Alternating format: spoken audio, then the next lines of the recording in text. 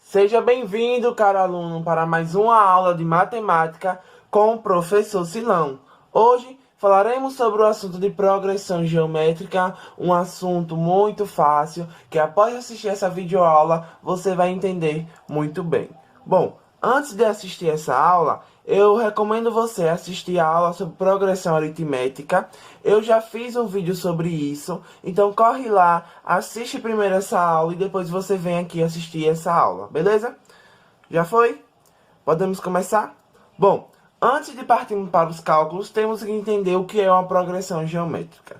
Progressão geométrica é uma sequência numérica onde os seus termos, a partir do segundo, vai ser a multiplicação do seu antecessor com uma razão dada. Beleza? Não entendeu muito bem? Vamos aqui partir para alguns exemplos. Eu tenho aqui uma sequência de números, uma PG, que é disposta desses seguintes elementos: o 2, o 4, o 8, o 16 e o 32. Cada termo desse a partir do segundo, ou seja, a partir do 4, vai ser a multiplicação do seu antecessor com uma razão dada. Para descobrirmos essa razão, a gente tem que pegar um termo e dividir pelo seu antecessor. Se a gente tem que pegar um termo e dividir pelo seu antecessor, a gente não pode começar com o primeiro termo, pois ele não apresenta sucessor. Um x aqui de não apresenta. Então, a gente tem que sempre pegar os termos a partir do segundo. Nesse caso, vou pegar aqui o 4 e dividir por 2, que o 2 vai ser o meu antecessor para descobrir a razão. Então, a razão ela vai ser igual a 4 sobre 2. A razão vai ser igual a 2.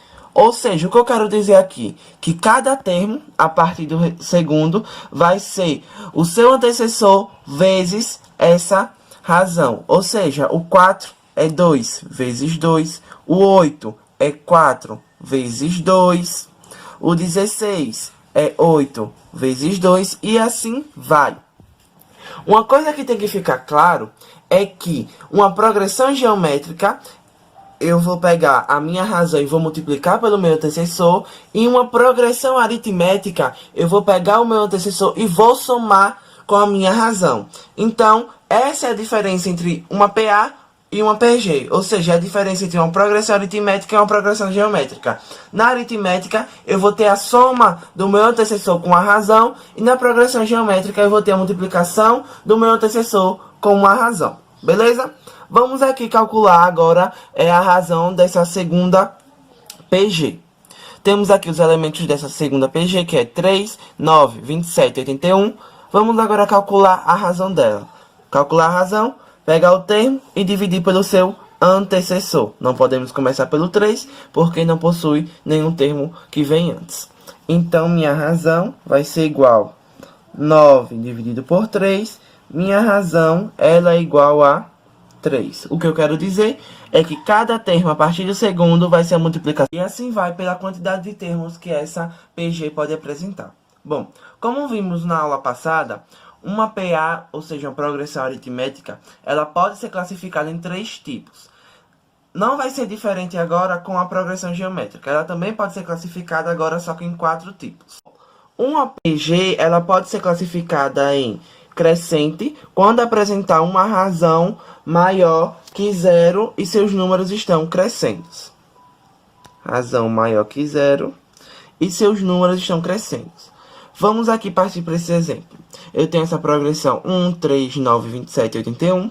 Vamos descobrir a razão, que eu pegar meu termo e dividir pelo meu antecessor.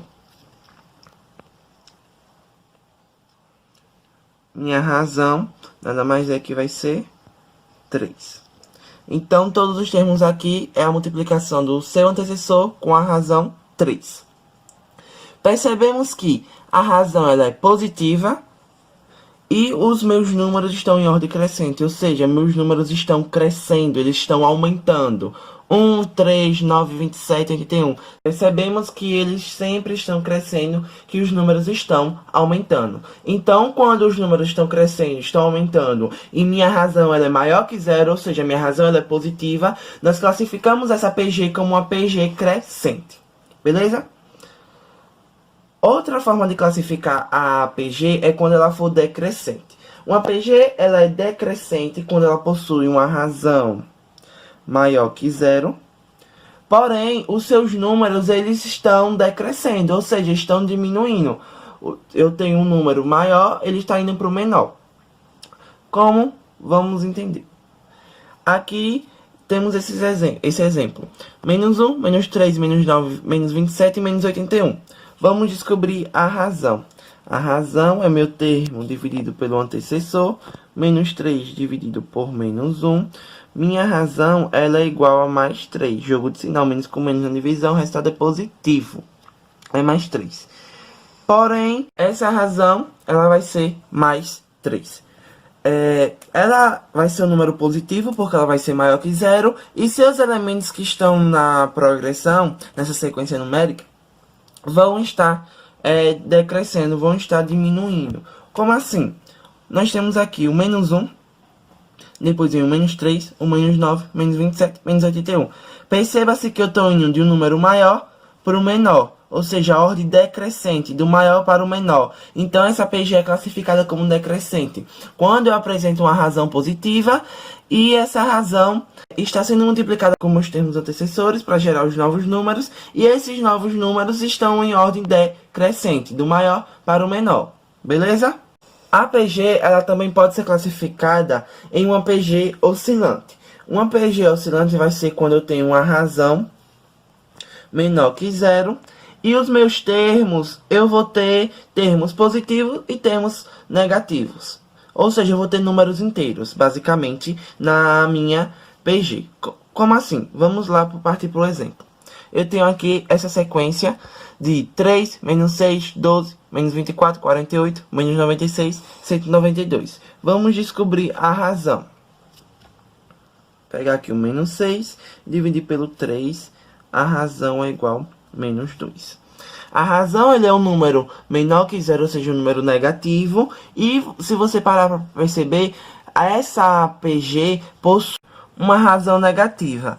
E seus elementos vão ser números inteiros. Ou seja, tanto números positivos como números negativos. Como, por exemplo, o 3, o 12, o 48, que são números positivos. E o menos 6, menos 24 e menos 96, que são números negativos. Então, essa é uma PG oscilante, quando eu apresento uma razão menor que zero, ou seja, uma razão negativa, que nesse caso é o menos 2, e meus elementos dessa sequência numérica vão ser números inteiros, tanto números positivos quanto números negativos. Bom, a última forma de classificar uma PG é uma PG constante. Essa PG constante, minha razão vai ser igual a 1. Vamos aqui partir para um exemplo em que minha razão vai ser um número dividido pelo seu antecessor. Minha razão é igual a 1. Numa razão constante, numa PG constante, em que minha razão ela é positiva, os meus elementos só vai ser um único número. Nesse caso, o 5. Pois eu vou pegar o antecessor e vou multiplicar por 1. Ou seja, se minha razão começar por 2, todos os elementos vão ser 2, porque eu sempre vou multiplicar 2 por 1. Bom, galera, agora vamos aprender a como calcular o termo geral de uma PG, que possui o mesmo intuito do termo geral de uma PA, que é descobrir determinado número em determinada posição. Bom, para descobrirmos esse número, utilizamos a seguinte forma. O termo geral, ele vai ser igual ao primeiro termo, vezes a razão, esse aqui está representando a razão, e essa razão ela vai ser elevada a n-1. Esse n ele quer dizer o número de termos, ou seja, o termo que a gente está trabalhando. Se a gente está trabalhando com o termo da 10ª posição, esse n a gente vai colocar 10, beleza? Não ficou muito bem claro ainda? Vamos partir para um exemplo. Calcule o quinto termo da seguinte PG. Bom, aqui ele quer saber qual é o quinto termo dessa seguinte PG. 1, 2, 4, 8. Para calcular o quinto termo, primeiro a gente tem que descobrir a razão. A razão nesse caso seria o quê? 2 dividido por 1, o meu número menos meu antecessor. A razão ela é igual a 2. Descobrindo a razão e sabendo que o primeiro termo dessa PG é 1, aí dá para a gente montar a fórmula do nosso termo geral e calcular esse quinto termo. O termo geral ele é igual ao primeiro termo vezes a razão elevada a n menos 1. O termo que a gente quer descobrir é o quinto, então a gente coloca aqui o quinto. É igual ao primeiro termo, que é o 1, vezes a razão, que é 2. Essa razão ela vai estar elevada a n menos 1, que n vai representar a posição do termo que a gente está trabalhando, que nesse caso é o 5. E pronto, galera, agora é só resolver. 2 elevado a 5 menos 1 vai ficar 2 elevado a 4. Que é essa multiplicação aqui vai dar 16. Beleza, galera? Ficou claro que para calcular o termo geral de uma PG a gente tem que saber o primeiro termo e a razão e só colocar a fórmula e aplicar na fórmula. Agora, galera, vamos para a última parte desse assunto sobre progressão geométrica, que é a soma dos termos da PG. Bom, para calcularmos a soma dos termos da PG, utilizamos a seguinte fórmula. A soma dos termos da PG ela vai ser igual ao meu primeiro termo vezes, vou abrir o parênteses, a minha razão, esse aqui representando a minha razão, elevada a n, que vai significar o número de termos que eu tenho, que eu estou trabalhando, menos 1.